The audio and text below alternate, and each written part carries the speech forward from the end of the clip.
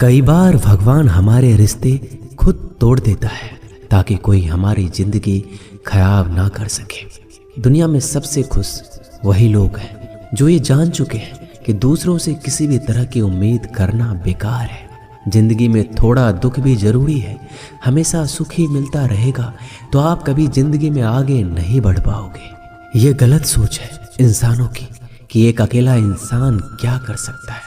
पर देखो जरा उस सूरज को जो अकेला ही सारी दुनिया को रोशन करता है। भाग्यशाली वो नहीं होते जिन्हें सब कुछ अच्छा मिलता है, बल्कि भाग्यशाली वो होते हैं जिन्हें कुछ भी मिलता है उसे वो अच्छा बना लेते हैं।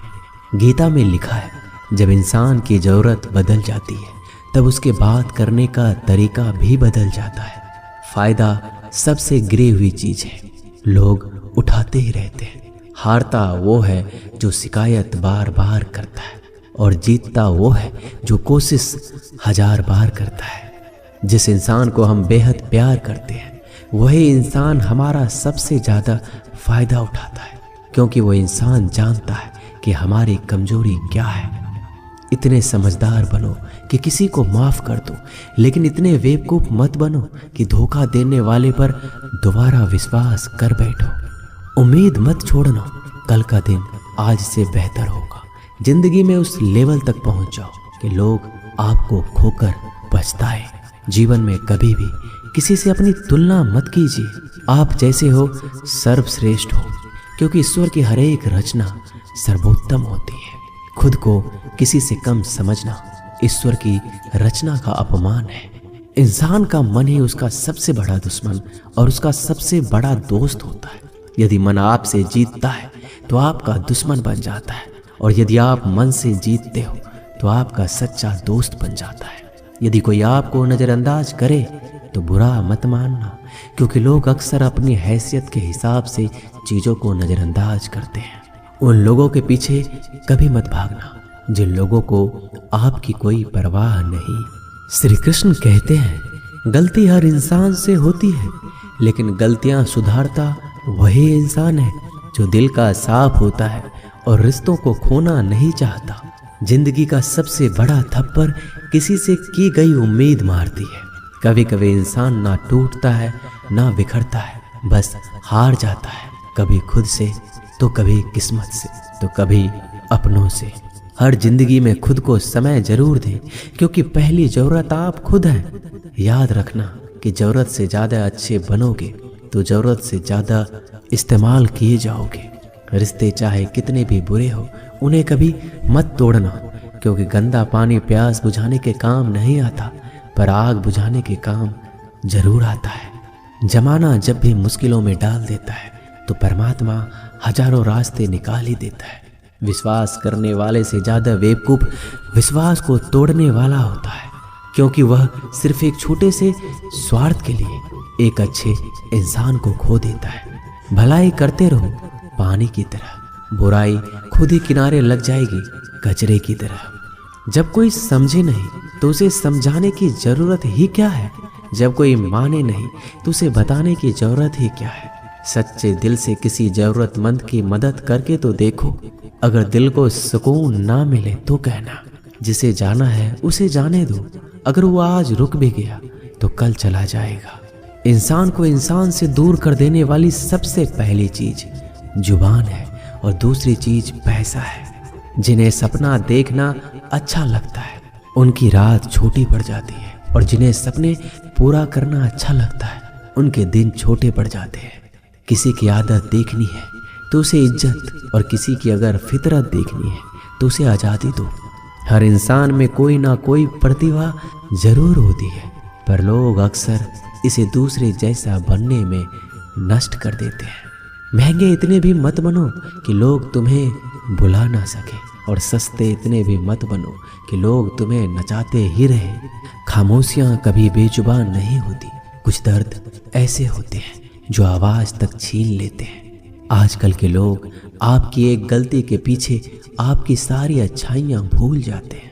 जितने लोगों को समझाते जाओगे उतना ही अकेलापन और भी अच्छा लगता जाएगा। खत्म हो जाएंगे वो भी रिश्ते जिनसे मिलकर लगता है कि ये उम्र भर साथ देंगे।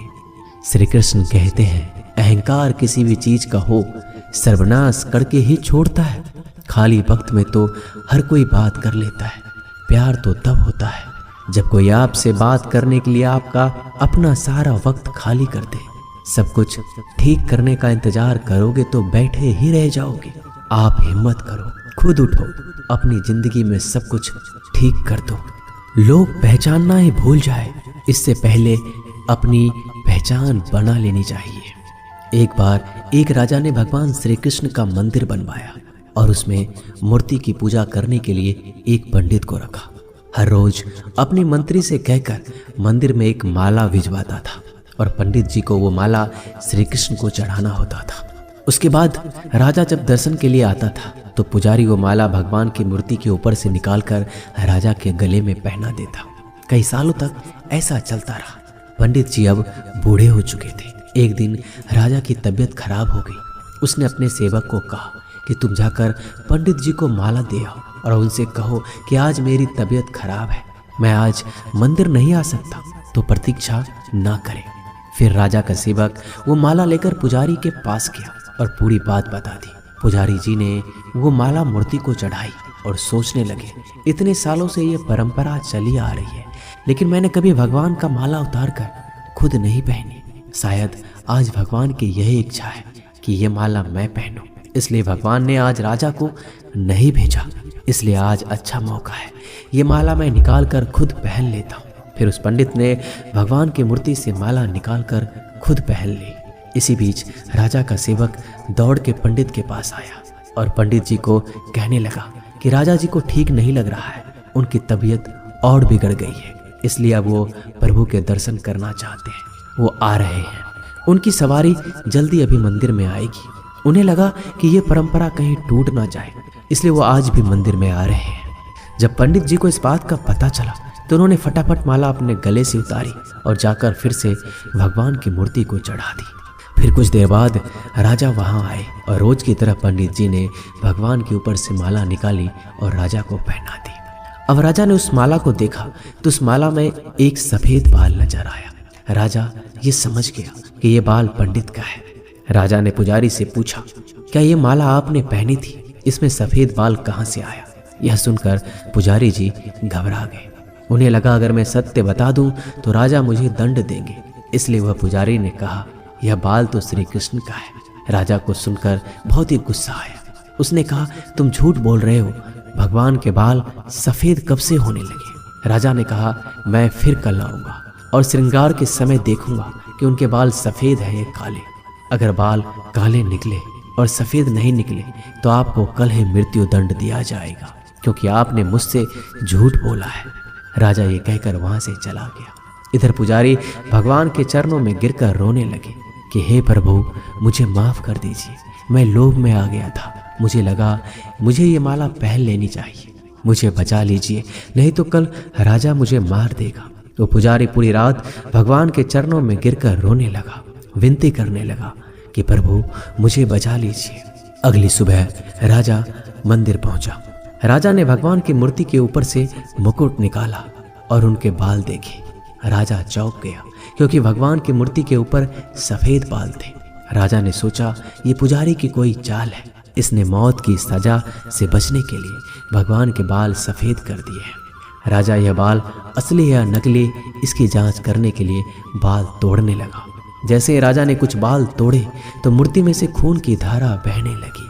राजा भगवान के चरणों में गिर गए और क्षमा मांगने लगे और रोने लगे, कहा मुझे माफ कर दीजिए। तभी मूर्ति से एक आवाज आई, राजा तूने सिर्फ मुझे मूर्ति माना, इसलिए मैं तुम्हारे लिए सिर्फ एक मूर्ति हूँ, लेकिन पुजारी ने मूर्ति में साक्षात भगवान देखा, इसलिए मुझे मेरे भक्त की रक्षा करने के लिए मेरे बाल सफेद करने पड़े और खून की धारा बहानी पड़ी, ताकि मैं समझा पाऊं कि जहां भाव है वहां भगवान है। अगर आप वाकई में भगवान का स्मरण करते हैं, उन्हें देखना चाहते हैं, तो आपके अंदर सिर्फ भाव होना चाहिए। ये एक छोटी सी कहानी हमें शिक्षा देती है कि भगवान के आशीर्वाद के सिवाय कुछ भी संभव नहीं। अगर आप सच्चे दिल से भगवान को पुकारते हैं तो भगवान आपकी मदद के लिए जरूर आते हैं। दोस्तों, ये वीडियो यहीं समाप्त होती है। मिलते हैं अगले वीडियो में। तब तक के लिए अपना ख्याल रखिएगा। जय श्री कृष्णा।